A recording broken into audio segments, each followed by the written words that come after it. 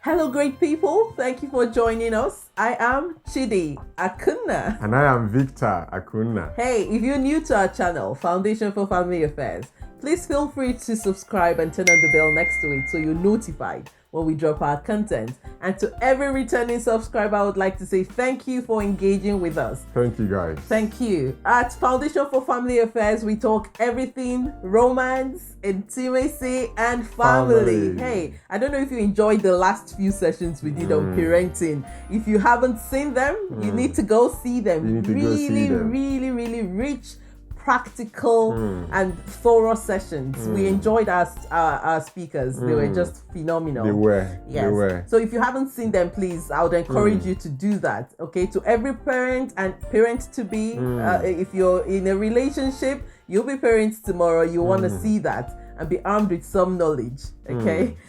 Today we'll come your way with something really interesting. Yes. 5 benefits of romance in marriage. 5 benefits of romance in marriage. Yes, romance is important. Yes. We put out something on our Instagram handle, Foundation for Family Affairs, in the course of the week, and we said when romance becomes an afterthought, intimacy is kept at bay. When romance becomes an afterthought, intimacy is kept at bay. Okay, we'll explain further with one of our points in the course of our conversation today. Okay, so but looking at us, maybe wondering, what is romance? We have come with our definition of romance. Okay, and romance is simply, do we tell them? Yes, go ahead. Then. The little but consistent things you do in pursuit of your spouse's heart, attention and happiness. I missed something critical there. I'll take it again. The little but consistent things you do on a daily basis in pursuit of your spouse's heart, attention and happiness. Yes, his heart, where it hits most. Okay, so the little, they don't have to be big things, okay, but they are consistent, and consistency tells the other person you are prioritized, you are important, okay, and you do them on a daily basis. If you look at the definition, there must be something you can do every day to catch your spouse's attention. Yes. All right. So when sometimes they say, "Oh, romance should be kept at the back burner," you then see that shouldn't be. It should be a daily thing. Yes. There should be something you're doing every day to put a smile on your spouse's face, to make him happy. Okay, to catch his attention and let him know just how valuable he is. You want to speak to that? Yes, I want to speak to that because sometimes people think, we're going to be coming to this much later, where we'll be looking at the different wrong thinking people have around romance, around romance. And so one of the key things that this video has been designed for, one of the people, is that, so you've come to that point where you ask yourself, is it all about my marriage? What can I do to take it to the next level? Or maybe both of you have been having regular conflict and you're asking yourself, how can I change the trajectory of our relationship?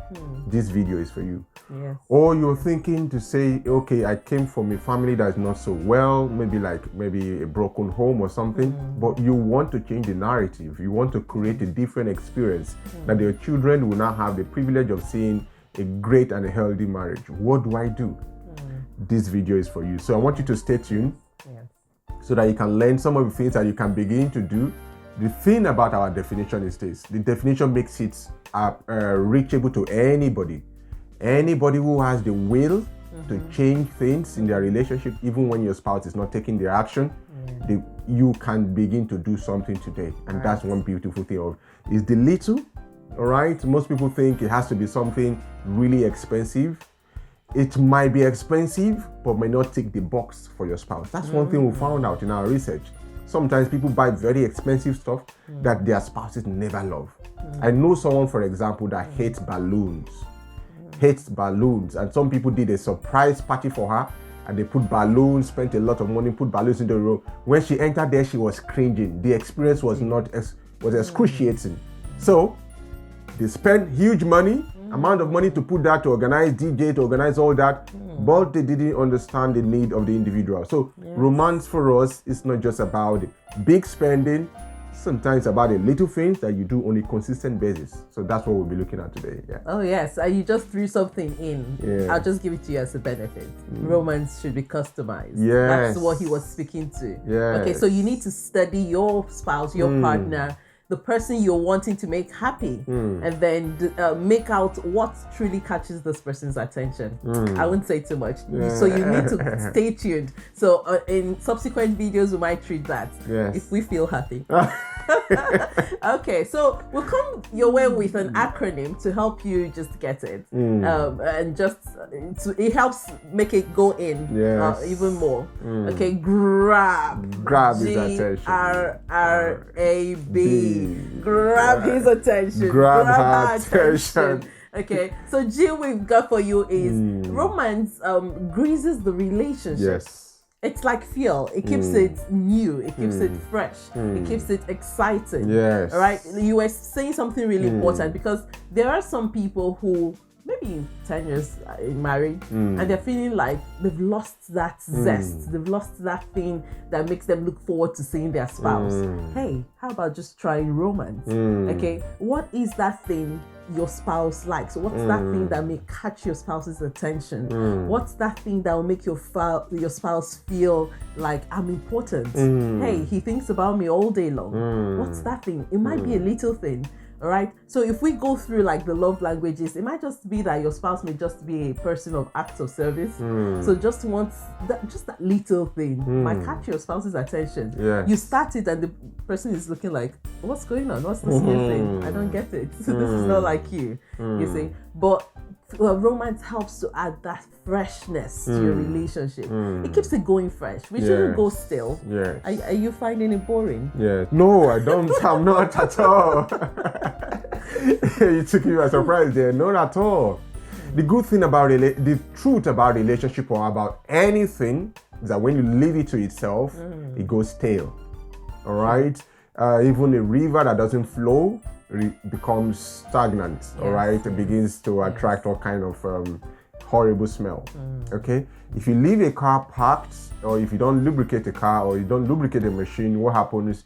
It becomes difficult. So, all right, the working of the machine becomes more difficult because you have to apply more strength.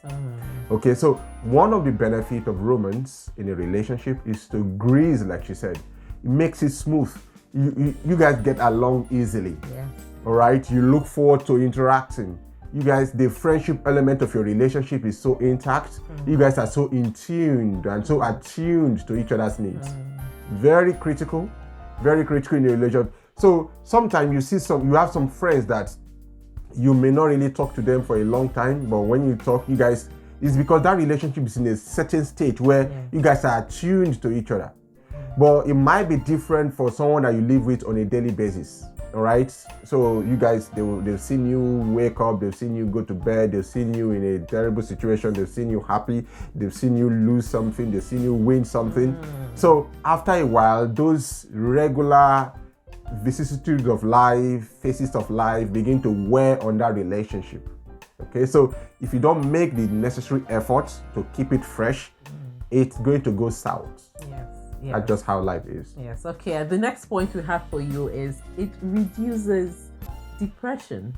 Reduces depression. When we say this, some people might say, "Oh no, depression is not for me." But we've come to see that there are people in marriage who feel lonely. Okay, and depression is an extreme point. We know that. Okay, but some of the things that come with it, that loneliness, feeling like you're all by yourself, or you're married, but you're feeling lonely. It shouldn't be. It's not a right state in a relationship. Okay, and that might just be because of many things. Maybe this person feels like he goes out to spend, I'm speaking from the perspective of a woman, he goes out to spend a lot of time with the boys and just leaves me alone in the house. And gradually, thoughts start creeping in like, oh, am I not good enough for him? Does he not find me attractive? Or am I not able to hold his attention, his interest?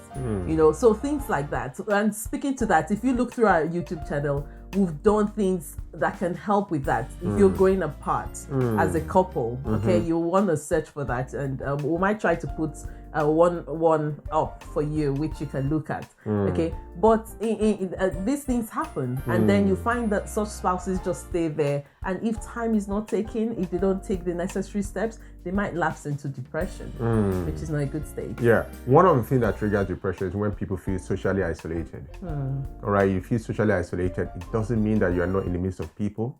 All right, sometimes people can feel socially isolated despite the fact that they have a lot of people around them.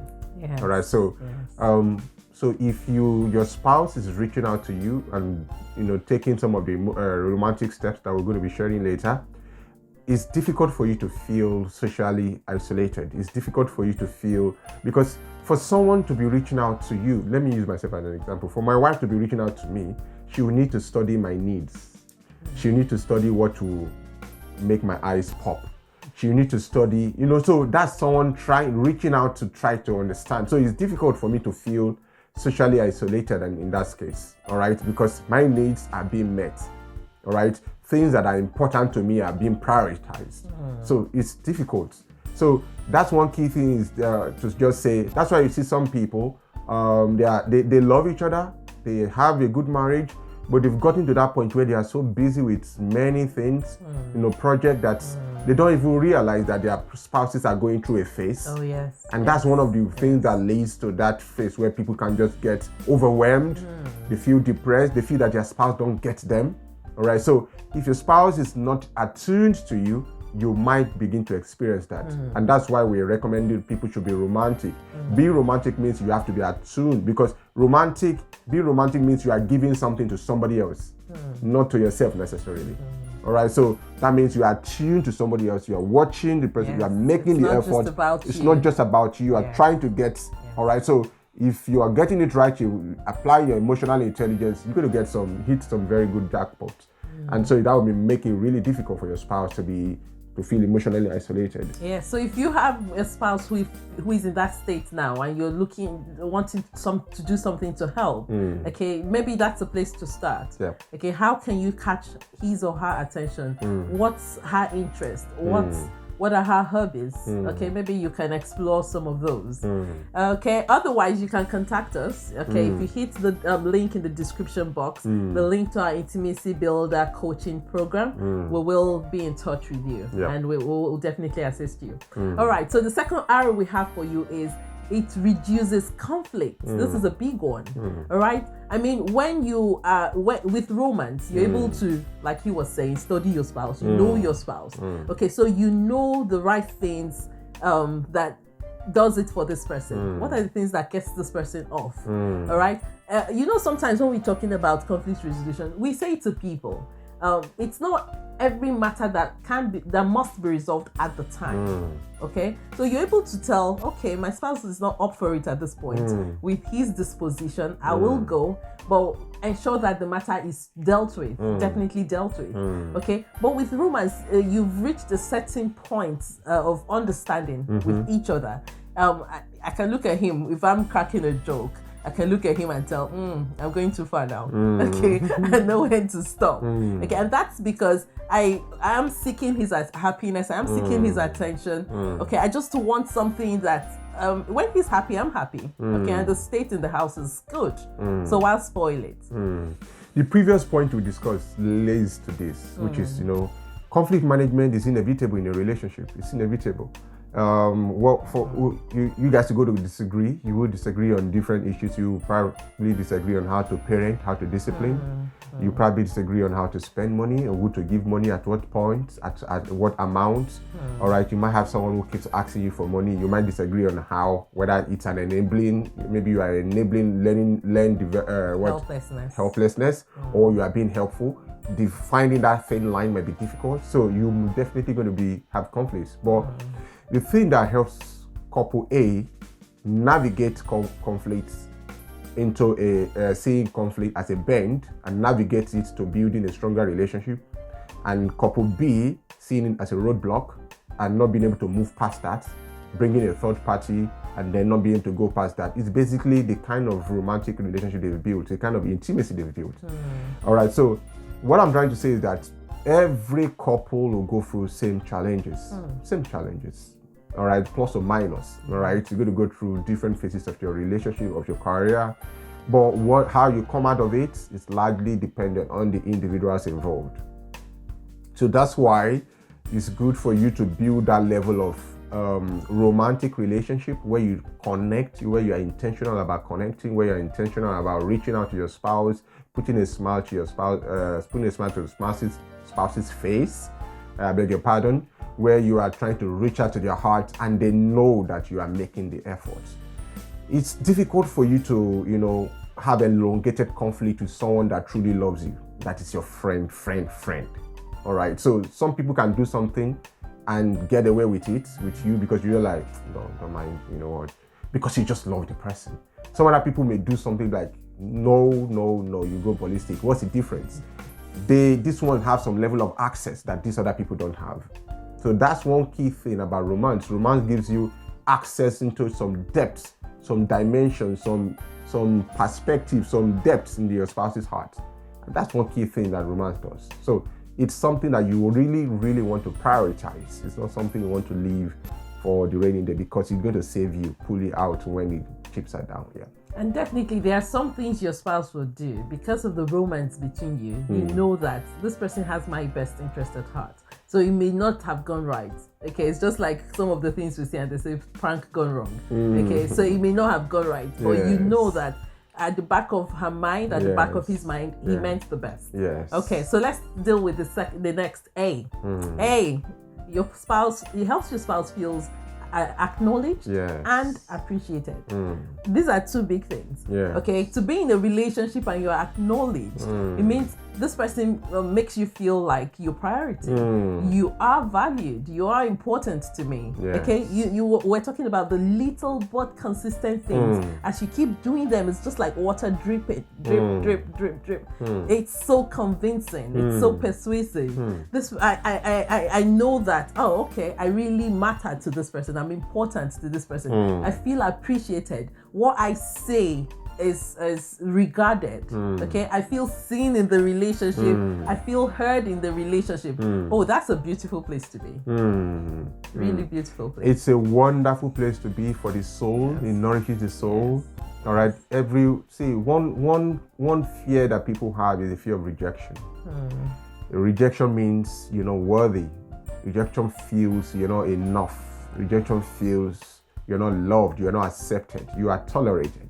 So when someone makes you feel seen, makes you feel essential, makes you feel like priority, makes you feel, of course, some people take it for granted, all right, but we're talking about an ideal situation. We're not talking about a narcissist relationship where someone just takes and makes you feel bad for stopping to give because you have nothing more to give, all right. We're not talking about narcissistic relationship. We're talking about healthy relationship, people who want the best for you, your spouse who has sworn in a covenant relationship, who has made a covenant relationship with you to always be there. Come rain, come shine, in sickness and in health. That's what we're talking about. All right, people who love you enough to enter a blood covenant with you. That's what we're talking about. All right, not people who. I hope we don't have people who are married to narcissists because it's a very hard place to be. All right. So if you are in that kind of relationship, reach out to us and let's find help for you. Okay? Oh, yes. So, but we are talking about, go on. You want to say something? Go on. Yeah. But we are talking about the importance of when people feel acknowledged, people feel seen. All right. You walk into the room, your spouse stops what they are doing to acknowledge your presence, the presence of the queen coming into the house. Your spouse stops and smiles at you. Your spouse stops and gives you a hug. That is essential. If you don't have that in your home, it's a very difficult place to be.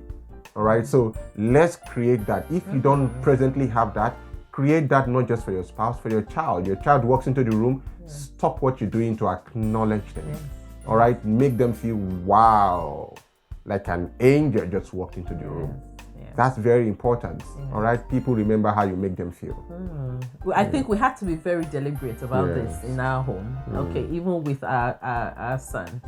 and you just see him light up when you do that. Okay, just opening the door and walking in, and everyone just stops whatever they're doing to take you in. That's really important. It says it communicates a lot. So imagine doing that to your spouse, which should be the ideal. Yes, please. Let's get some of this. There are little things, you see, very little things, but they speak a lot to the other person. They say a lot to the other person. Okay, let's take the last point. Babe, it boosts your connection. It boosts your connection. Just thinking about, okay, how can I plan a date night? Okay, how can I plan an eat out? How can I surprise him? Okay, there's something it does to the relationship. It strengthens the bond between you. Okay, there's something bringing you together. So for some people who have spouses who they feel spends a lot of time outside the home, or spends a lot of time outside them, okay, not wanting to be in your presence, you might want to adopt this where you just look for something that brings you together.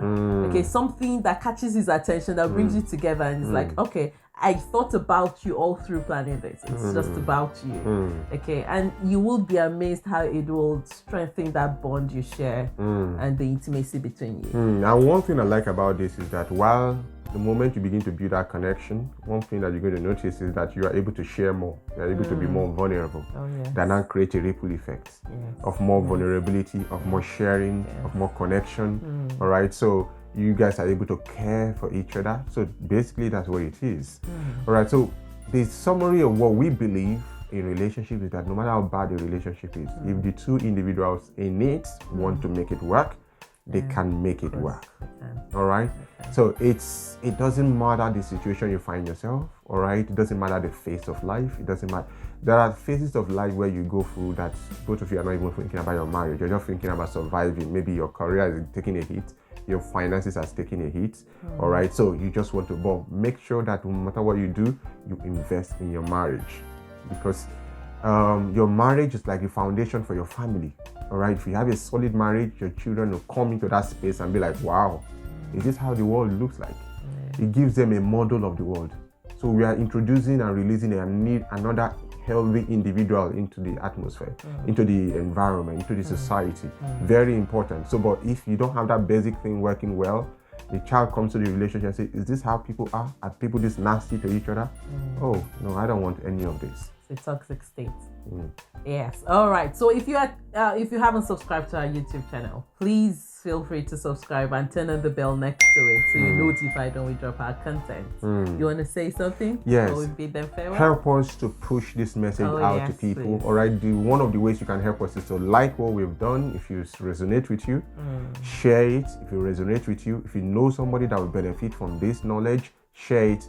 Share it with your spouse. Maybe you want to start a new journey of romance with your spouse. Watch it together with your spouse, or share it with them and then discuss it with him or her to share their own perspective. That way you can begin to build that fusion. Okay. Another thing we would like to do is that we have the Intimacy Builder program for married couples. So if you have a particular area of your relationship, maybe with your in-laws, your finance, your romance, your sex, that you're less than impressed with, and you need help with that, fill our form. Just click on the link there in the description box. Fill it out, and then we'll be able to get in touch with you. Okay, until we come your way again, it's goodbye from us. Goodbye.